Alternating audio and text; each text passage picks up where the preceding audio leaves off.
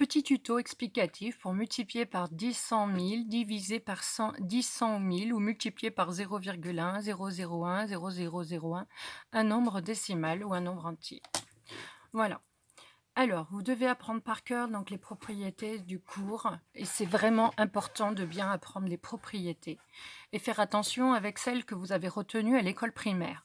Quand on multiplie par 10 100 000, on ne rajoute pas des zéros, mais on décale bien la virgule vers la droite.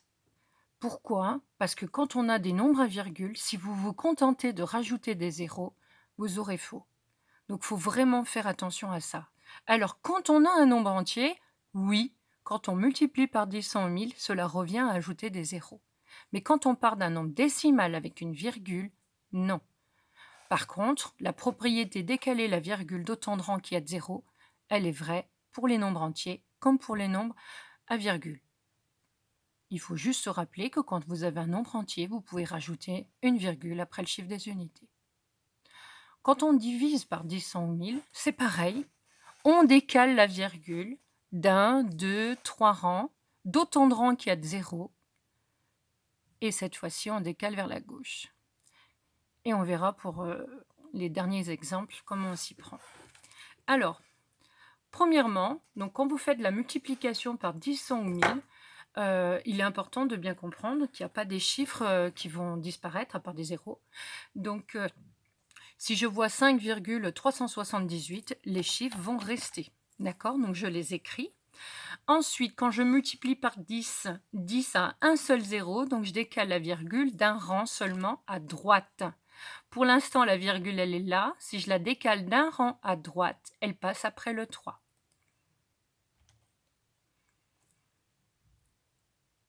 Peut-être zoomer un peu plus pour que vous voyez mieux.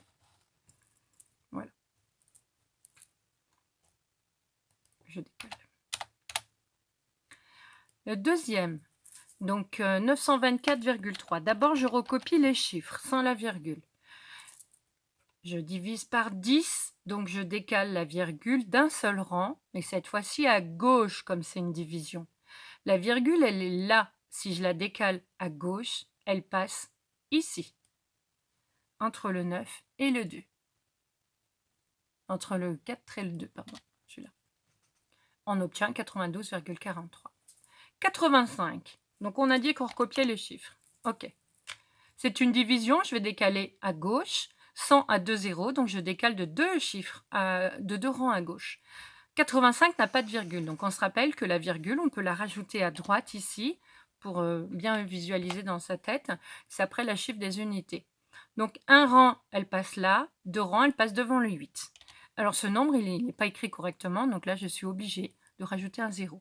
C'est pour ça que c'est marqué dans la propriété qu'il fallait éventuellement rajouter des zéros. Alors ensuite, 0,065. On a dit qu'on recopiait tous les chiffres. Simplement, ça ne s'écrit pas. D'accord?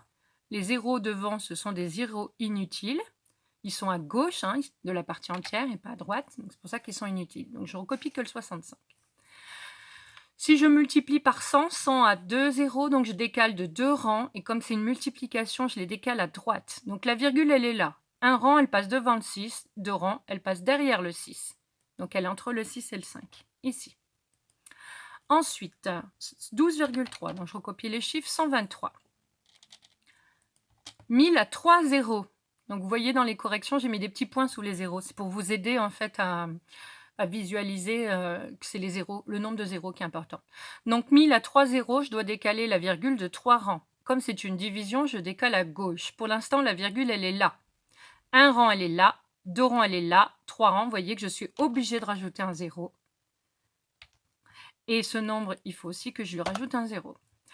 À la fin, quand vous avez comme ça beaucoup de décalage, vérifiez dans votre réponse, dans l'écriture que vous avez donnée, que la virgule, quand on la redécale de 3 rangs à droite, on obtient le nombre de départ.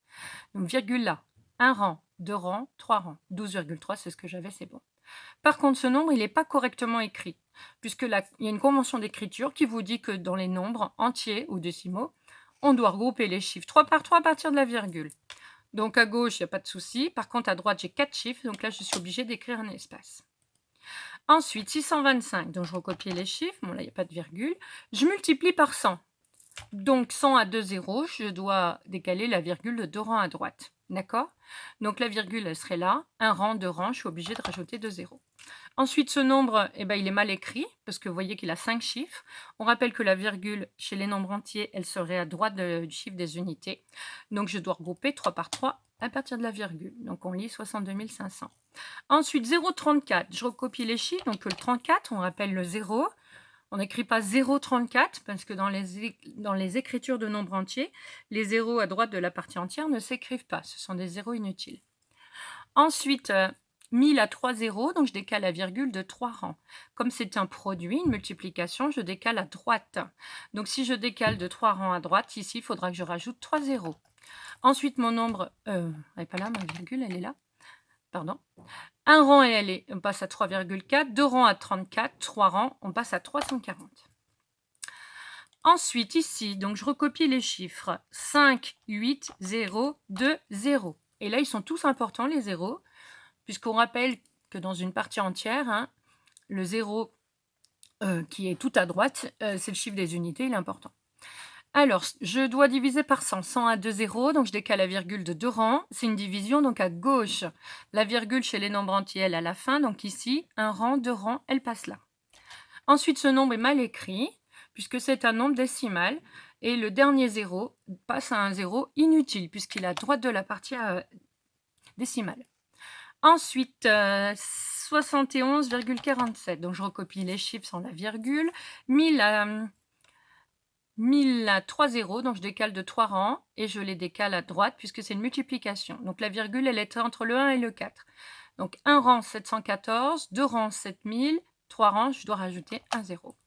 Ce nombre est mal écrit comme il a 5 chiffres et que c'est un nombre entier, donc on décale bien de 3 rangs à partir de la virgule.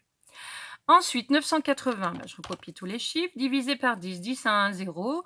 Donc je dois décaler que d'un rang. C'est une division, donc je décale vers la gauche. Donc si ma virgule, elle est là, un rang à gauche, elle passe ici. Ensuite, ce nombre est mal écrit parce que c'est un nombre entier. Donc on écrit toujours l'écriture simplifiée, donc on obtient 98. Ensuite, 2000 divisé par 100, donc ça va être pareil. J'écris le 2000. 100 à 2 zéros, donc je dois décaler, c'est une division, donc je décale à gauche de 2 rangs. Donc la virgule, elle passe ici. On obtient un nombre entier, donc ça, faut penser à les enlever. Ce sont des zéros inutiles. Ensuite, 87. 100 à 2 zéros, donc je décale de 2 rangs. C'est une multiplication, donc vers la droite. Donc 2 zéros à droite. Et donc, je pense bien mettre mon espace comme il y a 4 chiffres. Voilà. Alors maintenant, on arrive à des fois 0,1, 0,1, etc. Donc là, on va plutôt utiliser une technique. Soit vous ramenez à des divisions par 10 en 1000, soit on se ramène aux techniques de calcul mental pour multiplier des nombres décimaux entre eux.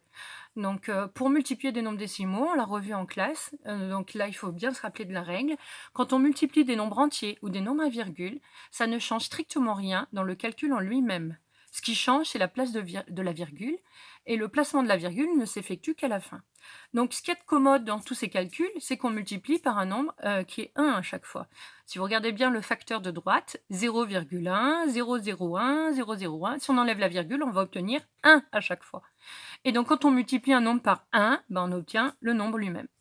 Donc, première chose, donc on utilise les techniques sur le produit, à savoir je multiplie les deux nombres sans la virgule. Donc 565 fois 1, ça fait 565. Ensuite, 120 fois 1, ça fait 120. 872 fois 1, ça fait 872. Hop là.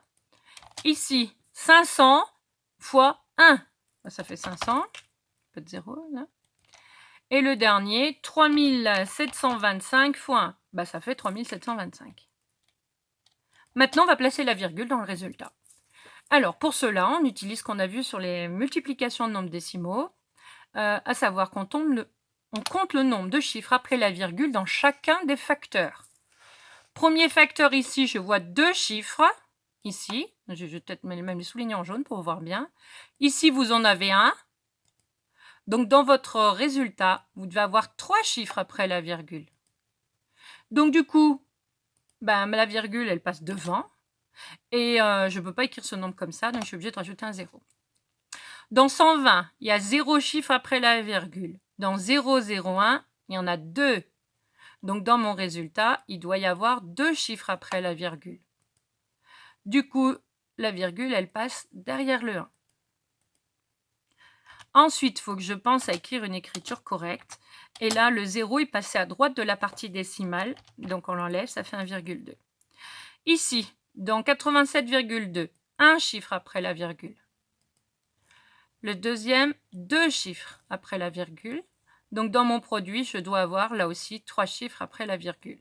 Ce qui fait que je dois rajouter le 0 et la virgule ici. Ensuite, dans 500, il y a 0 chiffre après la virgule. Dans 0,0001, pardon, j'en ai 3. Donc, j'ai encore 3 chiffres ici.